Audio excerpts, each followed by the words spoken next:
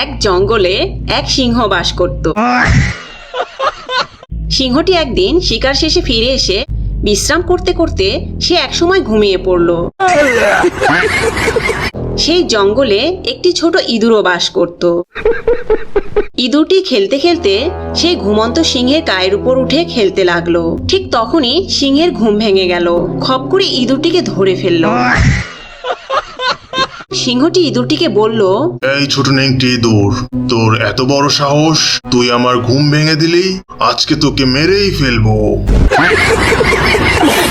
দয়া করে আমাকে মারবেন না, আমার খুব ভুল হয়ে গেছে, আমায় ছেড়ে দিন। কোনো একদিন আমি ঠিকই আপনার দয়ার প্রতিদান দেব।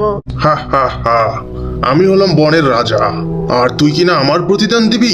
যা, তোকে ছেড়েই দিলাম। এই বলে সিংহ ইঁদুরটিকে ছেড়ে দিল। ইঁদুরটি সেখান থেকে চলে গেল।